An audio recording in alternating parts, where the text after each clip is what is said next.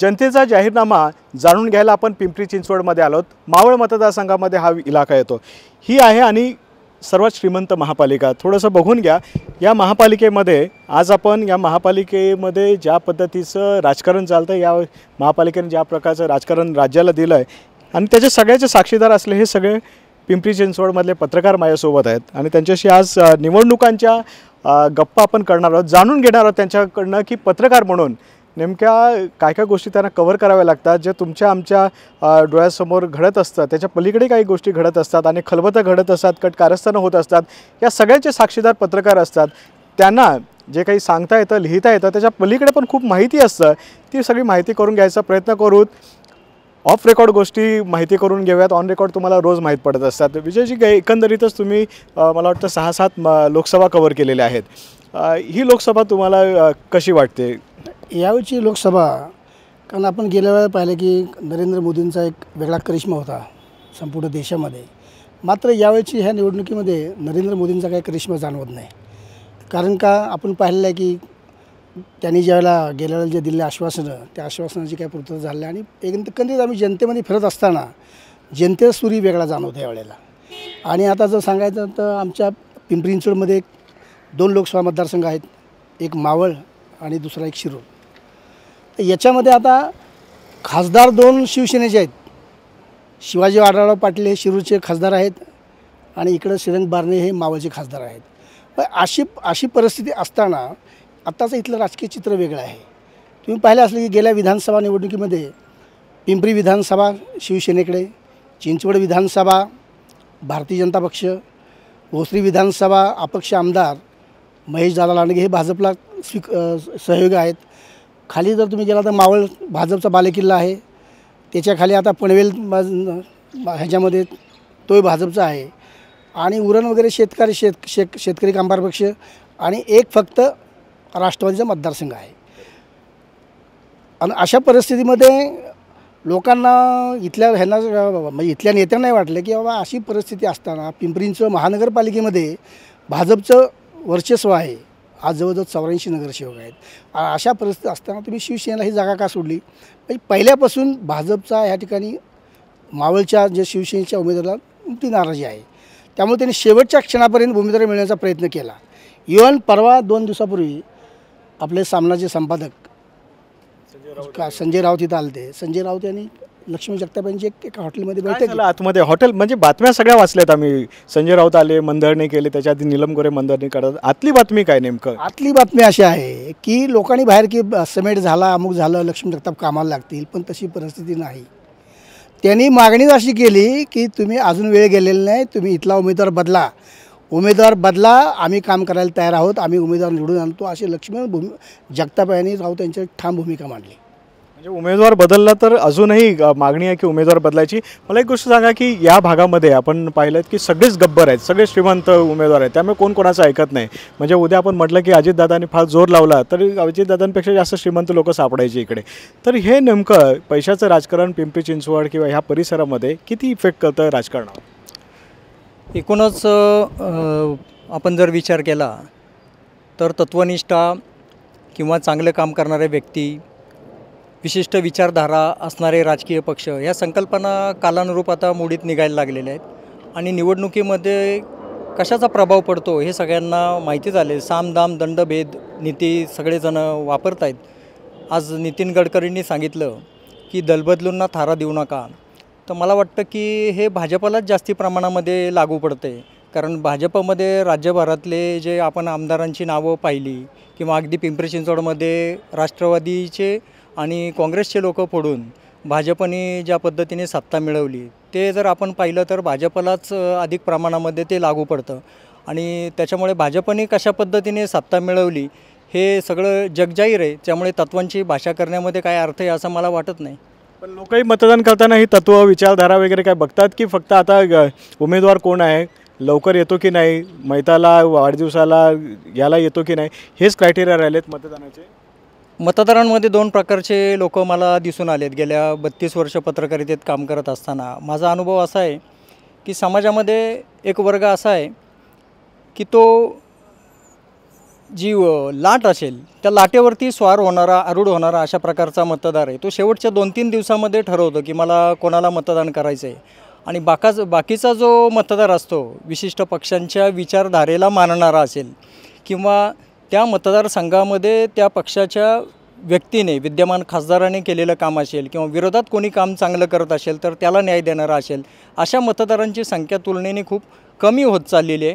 पण गेले काही दिवसापासून एक चांगला मतदारांवरती प्रभाव जाणवतो आहे की देशामध्ये पंतप्रधान कोणाला करायचं, ह्याच्याबरोबरच आपला स्थानिक उमेदवार जो आहे, लोकसभेचा उमेदवार जो आहे, तो कितपत प्रभावी ठरेल ह्याच्या बाबतीत पण मतदार विचार करताना दिसत आहेत. दल बदलू हा जो काही विषय आहे, मला तुमच्याकडनं जाणून घ्यायला आवडेल. बारणे आधी काँग्रेसमध्ये होते, शिवसेनेत गेले, लक्ष्मण जगताप राष्ट्रवादी, नंतर मग ते अपक्ष शेकाप अशा पद्धतीने भाजपमध्ये येऊन लँड झालेत. हे असे सगळेजण एकमेकांच्या पक्षामध्ये फिरत असतात, सगळ्यांचा आपसामध्ये एक दुसऱ्यांचा एकोपा असतो. याचा नेमकं मतदार म्हणून जेव्हा आपण बघतो, आपण पत्रकारिता करत असताना, रिपोर्टिंग करत असताना फिरतो, मतदार कन्फ्यूज असतो का या बाबतीमध्ये? नक्कीच. सगळ्यात महत्त्वाचं म्हणजे मी अण्णासाहेब मागरांपासूनचं इथलं सगळं बघितलेलं आहे. इथं नगरपालिका होती तेव्हापासून ते इथलं राजकारण बघितलं, समाजकारण बघितलं, सगळं बघितलेले, इथले परिवर्तनं बघितलेले आहेत. मी आत्ता सातवडेकरांनी जे काही सांगितलं, मी थोडंसं त्याच्या वेगळ्या अँगलने हे मतदारांना काहीही देणं घेणं नाही. ते अजिबात कोण उमेदवार आहे, काय कसला आहे, काही नाही. मुळात हा पिंपरी चिंचवड परिसर हा कामगार नगरी आहे. फार आता आय टीमुळे सेक्टरमुळे फार थोडासा वर्ग एक वेगळा हे नाही. दुसरा महत्त्वाचा भाग असा की इथं जे काही कुठल्याही पक्षातले राजकीय कोणी पण पुढारी असू द्या, ही सगळी शरद पवारांची पिलावळी. मग ते शिवसेनेचे असू द्यात, काँग्रेसचे असू द्यात, राष्ट्रवादीचे असू द्यात, कुठल्याही पक्षाचे असू द्या, ही सगळीच्या सगळी शरद पवारांनी तयार केलेली, शरद पवारांच्या विचारसरणीत घडलेली असली ही सगळी आहेत. फक्त वेगवेगळ्या पक्षात जाऊन त्यांनी स्वतःचं अस्तित्व कसं हे करायचं ह्या इथं ह्यांच्याशी तत्वाशी म्हणजे कोणाशी देणं घेणं नाही. कशा म्हणजे जे निवडणूक लढवतात त्यांनाही तत्त्व नाहीत आणि जे मतदान करतात त्यांनाही तत्त्व नाही आहेत. त्यामुळं उमेदवार कोण आहे, कोण किती कमवतं आणि किती मिळवतं, निवडणूक लढवणारे तो विचार करतो की मला किती मिळणार आहेत, आणि जे मतदान देणार आहेत ते पण विचार करतात की मला किती मिळणार आहेत. ह्याच्या पलीकडे इथलं राजकारण गेलेलं नाही. म्हणजे अतिशय म्हणजे घाणेरडे प्रकार ह्या सगळ्या निवडणुकीच्या पार्श्वभूमीवरती बघायला मिळतात. आणि जे काही तत्वांची वगैरे वगैरे कसली काही नाही, मला काय मिळतं आणि कसं मिळायला पाहिजे ह्यासाठी जे सगळी लढाई. यातून कोण कोणाला सामील आहे? पण आता नाही, सगळेच म्हणजे अगदी म्हणजे शेवटच्या घटकातला कार्यकर्त्यापासून आहे. म्हणजे आज काँग्रेसवाले प्रचाराला राष्ट्रवादीचे यायला तयार नाहीत, काय यायला तयार नाहीत, म्हणजे विचारायला तयार नाहीत म्हणजे काय, मतदार समजू शकत नाहीत. आज भाजपचे लोक शिवसेनेच्या लोकांना प्रचार करायला तयार नाहीत, का करायला तयार नाहीत? सगळे छापतोय, सगळं बघतायत, सगळं करतायत, तरीसुद्धा मतदारांवरती त्याचा कोणताही परिणाम होत नाही. काही म्हणजे ज्या ह्याने विचार करायला पाहिजे, काय लाटफीट हे काही प्रकार काही नाहीत या इथल्या निवडणुकीला. म्हणजे जे काय झालं ते फक्त पैशाचं राजकारण झाले, होते आणि होत राहणार आहे. ही तत्वांशी इथं कसलीही कोणाचीही कसली मक्तेदारी नाही. प्रत्येकजण आपापला स्वार्थ, आपापले हेतू कसे साध्य होतील ह्या दृष्टिकोनातून बघतात. आणि आत्तापर्यंतच्या निवडणुका ह्या सगळ्या अशाच झालेल्या आहेत. तुम्ही कुठल्या भागांमध्ये फिरून आलेत? काय साधारणतः लोकांमध्ये तुम्हाला दिसतंय की काय माहोल आहे? मी सरासरी लोणावळा तो पिंपरी चिंचवड हा सगळ्या पट्ट्यामध्ये फिरून आलो. ह्या पट्ट्यामध्ये पाहत असताना मधला जो मावळ भाग आहे त्या भागामध्ये जे मच्छिंद्र खराडे आहेत त्यांनी अगोदर श्रीरंग बारण्याच्या विरोधात पत्र काढलं होतं. आता त्यांची मनधरणी करायचं चालू आहे. एकंदरीत पाहत असताना एक लक्षात येतं की राष्ट्रवादीचा या ठिकाणी एक आमदार असताना अजितदादा स्वतःच्या मुलाला राजकारणात आणत असताना एका आमदारावर कसं काय निवडणूक लढू शकतात? म्हणजेच याचा अर्थ की त्यांना कोणाचा तरी शब्द आहे, कोणाचा तरी मोठा पाठिंबा आहे, जो की त्यांच्या पक्षापेक्षा व्यतिरिक्त इतर पक्षाचा इतर घटकाचा आहे. त्याच्यामुळं ही जी निवडणूक आहे वरकरणी जरी ही अशी दिसत असली तरी कालच 1-2 काही मंडळी मला भेटली. त्यांचं असं म्हणणं की आमचे 2000 संघाचे कार्यकर्ते गुप्त पद्धतीनं या भागामध्ये प्रचार करतात. हाच एक श्रीरंग बारण्याचा प्लस पॉईंट आहे. शिवसेनेचे सर्व मतदार कार्यकर्ते प्रचार करायला तयार नाहीत, कारण आप्पांनी गेल्या 5 वर्षामध्ये त्यांच्याशी कसलाही संपर्क ठेवलेला नाही. कसलीही त्यांच्याशी बांधिलकी ठेवली नाही. त्याच्यामुळे हे सगळी मंडळी रागावलेली, ते दुरावलेली. आप्पा त्यांच्याशी जोडून घ्यायचा प्रयत्न करत आहे. परंतु आप्पाचं जे मेन उद्दिष्ट आहे किंवा टार्गेट आहे ते RSSचे लोक आहेत. तर ते लोक सकाळी 10-11 ते रात्री 7 वाजेपर्यंत आप्पाचा प्रचार करतात. त्यांचं एकच काहींचं असं उघडपणे म्हणणं आहे की आम्हाला इथून पॉवर घालवायचे आहेत. हा एक त्यांचा अजेंडा आहे. दुसरी बाब अशी की आप्पांचा जो स्पष्ट वक्तपणा किंवा फटकन बोलणं हा स्वभाव त्यांना जरा या निवडणुकीमध्ये नडेल असा वाटतो.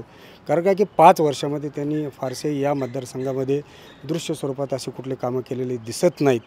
त्याच्यामुळं असं वाटतं की या बाजूनं दादा सकाळी 7 वाजता 8 वाजता या मतदारसंघामध्ये येतात. ते रात्री 11 वाजेपर्यंत असतात. आज त्यांचे सगळे नातेवाईक असतात की त्यांचा पार्थ पवारचा भाऊ असेल, चुलत भाऊ असेल, त्यांची आत्या असेल, त्यांची मिसेस असेल, हे सगळे लोक प्रचारामध्ये एका बाजूनं फिरत असताना बारणे यांच्या बाजूनं प्रचाराची जी यंत्रणा आहे ती फारशी स्पष्टपणे दिसत नाही. संघाने खूप असं सिक्रेट काम केल्याचा काही परिणाम होईल का? परिणाम काही प्रमाणात होऊ शकतो, काही प्रमाणात अवश्य होऊ शकतो. कारण त्यांचं असं म्हणणं आहे की आम्हाला मोदी निवडून आणायचे. इथं कोण निवडून येतो हा त्यांच्या दृष्टीनं महत्त्वाचा विषय नाही. त्यांचं असं म्हणणं की मोदी पंतप्रधान होण्यासाठी आम्हाला बारण्यांना निवडून आणायचं आहे, अशा पद्धतीचं त्यांचं म्हणणं आहे. तर एकंदरीत मतदारसंघामध्ये आजची परिस्थिती थोडी अंधुक दिसत असली तरी 10 तारखेच्या नंतर स्पष्ट त्याच्यामध्ये चित्र दिसून येईल आपल्याला. तुम्हाला काय माहोल दिसतो या भागामध्ये फिरताना? एकंदरीत शहराची पार्श्वभूमी आपण जर बघितली तर फक्त आजच्या लोकसभेचा विचार किंवा त्या एकंदरीत विषयावरती न पाहता किंवा पवारांना पाठवणं, निवडून आणणं, घालवणं या विषयांपेक्षाही खूप काही विषय या शहरामध्ये घडून गेलेले आहेत. शहराची जडणघडण अण्णासाहेब मगरांनी केली, रामकृष्ण मोरेंनी त्याच्यावरती खूप चांगलं काम केलं, पवारसाहेबांनी विकासाच्या दृष्टिकोनातून काम केलं, इंडस्ट्रीच्या दृष्टिकोनातून काम केलं, अजित पवारांनी खऱ्या अर्थाने या शहरामध्ये विकासाचे काम गंगा आणली. यानंतर आज भाजपचं आहे, महापालिकेमध्ये सत्ता, या ठिकाणी काम होतं आहे. पण काम होत असताना काही प्रमाणामध्ये गेल्या वेळेस ज्या घटना घडल्या, जी लाट होती, ती लाट आज शहरामध्ये तितकीशा प्रमाणामध्ये दिसून येत नाही. दोन्ही ठिकाणची जर लढत पाहिली तर एका बाजूला पार्थ आणि श्रीरंगाची म्हणजे श्रीकृष्णाची नावं असणारे दोघंजण लढत देत आहेत. एका बाजूला शिवाजी आणि संभाजी यांची लढत चालू आहे. दोन्ही ठिकाणच्या लढती आज त्याच्यावरती मला असं नाही वाटत की ठामपणे कोण येईल आणि कोण जाईल, परंतु दोन्ही ठिकाणी लढती खूप तगड्या होत आहेत. आणि गेल्या 3 लढतीमध्ये 2 लढती यापूर्वी मतदारसंघाच्या पुनर्रचनेनुसार झाल्यानंतर आत्ताच्या लढती खऱ्या अर्थानं ताकदवान होत आहेत. एकंदरीत व्यक्तिगत पातळीवरची टीका शिवसेनेनं या मतदारसंघामध्ये चालू केलेली आहे. उमेदवारांनी जरी नाही म्हटलं तरीसुद्धा व्यक्तिगत पातळीवरची टीकाटिप्पणी आज मतदारांमध्ये चर्चेचा विषय होतो आहे. विकासकाम आणि एकंदरीत पिढी परंपरागत राजकारण या गोष्टी जर बघितल्या तर टीकेचा माहोल हा थोडासा खालच्या पातळीवरती यावेळेस जाताना दिसतो आहे. तो घसरला नाही पाहिजे असं एक पत्रकार या नात्यानं मला वाटतं आहे. परंतु आता जर आपण बघितलं तर मावळ आणि शिरूरच्या लढती या महाराष्ट्रामध्ये गाजतील असं एकंदरीत चित्र मला वाटतं. इथं बऱ्याच अफवासुद्धा निवडणुकांमध्ये असतात. मला तुम्हाला एक विचारायचं आहे की अफवा ज्या असतात त्या बऱ्याचदा निवडणुकांचा माहोलसुद्धा बदलतात. तर ह्या अफवा बातम्यांच्या स्वरूपात ज्या वेळेला येतात, अनेकदा तर छापून आलेल्या आहेत अफवा असतात आणि त्या छापूनसुद्धा येतात. हे तुम्ही कसं कंट्रोल करता, फॅक्ट चेक कसं करता, खोट्या बातम्या कशा ओळखता आणि अशा अफवा तुमच्या समोर आलेल्या आहेत का कधी? नाही, बऱ्याच वेळा काय होतं माहिती आहे का की आपल्या ह्याच्यामध्ये पत्रकारितेमध्ये काम करत असताना कधीकधी आपले पत्रकार देखील काय एखादे हिंट सोडून द्यायची, राजकीय वर्तुळ राजकीय वर्तुळ, आणि त्याच्यामुळं काय होतं की त्याचा विपर्यास एवढा होतो की संपूर्ण ते वाऱ्यासारखं पसरलं जातं आणि त्याचा परिणाम काय होतं की मतदारांचा परिणाम होतो. मग काय होतं की चर्चा व्हायला सुरुवात होते, काल अशी चर्चा. आणि काय झालं आता आपल्याकडं ह्याचं व्हॉट्सअप हे जे माध्यम आहे त्या माध्यमातून आपण बघतोय दर अर्धा तासाला 1 तासाला वेगवेगळ्या बातम्या येतात. एखाद्यानं उमेदवारी माघार घेतली नसली तर उमेदवारी माघार घेतली आणि त्याच्यामुळे काय होतं की चर्चेला वेगळं सोशल मीडियावरचं जो परिणाम कोणची चर्चांची बातमी होऊन जाते. आत्ता होतात ना तशा बातम्या होत आहेत सध्या. की आता मध्ये एक बातमी अशी होती मध्यंतरी की म्हणजे उमेदवारी जाहीर झाली नाही, पण मध्ये काय म्हणले लक्ष्मण जगताप यांच्या भावाची काय ना आपलं शंकर जगताप यांना उमेदवारी जाहीर झाली आणि त्या सोशल माध्यमावर लगेच हे चर्चा लक्ष्मण जगतापांच्या भावाला उमेदवारी झाली आणि ते शिवसेनेतून लढणार म्हणजे आणि युती असल्यामुळे काय लोकांनाही खरं वाटलं ना किंवा भाजप सेनेची युती आहे त्याच्यामुळे म्हणले लक्ष्मण जगताप भावाला उमेदवारी दिली याचा अर्थ लक्ष्मण जगताप भावाचं काम करतील आणि नंतर ही चर्चा रंगल्यानंतर दुसऱ्या दिवशी परत वेगळी चर्चा श्रीरंग बारणे हे लक्ष्मण जगतापच्या घरी भेटायला गेले. आता घरी भेटायला जाताना तिने त्यांचा दूध बरोबर नेलं तर भाजपचे आपले सचिन पटवर्धन आहेत ते त्यांना घेऊन गेले. आता आत घेऊन गेल्यानंतर ॲक्च्युली बरं का म्हणजे बाहेर बातम्या वेगळ्या आल्या त्या ठिकाणी लक्ष्मण जगताप यांनी काही चर्चा केली नाही. भेट म्हणे 30 मिनटं 40 मिनिट अजिबात नाही फक्त 8 ते 9 मिनटं हे त्या ठिकाणी आपलं श्रीरंग बारणे लक्ष्मण जगतापच्या घरी होते. फक्त ह्याने ऐकून घेतलं ह्याने विनंती केली श्रीरंग बारणेंनी निघून गेल्यानंतर बाहेर चर्चा ती मिटलं अमुक झालं तमुक झालं म्हणजे सोशल माध्यम जे आपलं सध्या आहे त्याच्यावर एकदा बातमी आली की ती वाऱ्यासारखी पसरते. त्याच्यामुळं निवडणुकीमध्ये सोशल माध्यमामुळं ना बऱ्याच उलट्या पालट्या बातम्या एक चर्चेला एक वेगळं स्वरूप येतं. तुमच्यापैकी अशा किती लोकांना बातम्या आणि अफवांमधला हा किस्सा समोर जावं लागला की बातमी काही वेगळीच असते आतमध्ये काहीतरी वेगळंच होतं बाहेर काही वेगळीच बातमी येऊन जाते. कसं आहे की आत्ताच भोसलेंनी जे सांगितलं की अफवा आणि प्रत्यक्षामध्ये असलेल्या गोष्टी तर पत्रकारांच्या दृष्टीने महत्त्वाचं काय झालं आहे हल्ली की चॅनेलमुळे विशेषतः ब्रेकिंग न्यूजला खूप महत्त्व आलेलं आहे आणि दैनिकांनीसुद्धा मोठ्या प्रमाणात आता ऑनलाईन आपले वेब पोर्टल सुरू केलेले आहेत. त्याच्यामुळे पटकन कशी बातमी मिळेल ह्याच्या शोधामध्ये प्रत्येक पत्रकार आहे आणि सोशल मीडियावरती एखादी गोष्ट आल्यानंतर त्याची शहानिशा करणं प्रत्येक पत्रकाराला शक्य नसतं. त्याचं कारण 2 गोष्टी आहेत. एक म्हणजे त्यांनी विशिष्ट काही पत्रकार निपक्षपातीपणाने न लिहिता विशिष्ट व्यक्तींना जोडण्याचं काम करतात हे सत्य आहे. आपण जरी पत्रकार बांधव असलो तरी हे की आपण लक्षात घेतलं पाहिजे की निपक्षपाती पत्रकारिता ही कमी होत चालली आहे. त्याच्यामुळे तुम्ही जसं म्हणालात की अफवा आणि प्रत्यक्षात कशी घटना आहे त्याची शहानिशा तुम्ही कसं करता तर एखादी गोष्ट जर आपल्याला कळाली तर ज्या व्यक्तीच्या संदर्भामध्ये ती अफवा आहे त्या व्यक्तीला फोन करण्यासाठी आपलं आणि त्या व्यक्तीचं रिलेशन चांगलं असायला पाहिजे.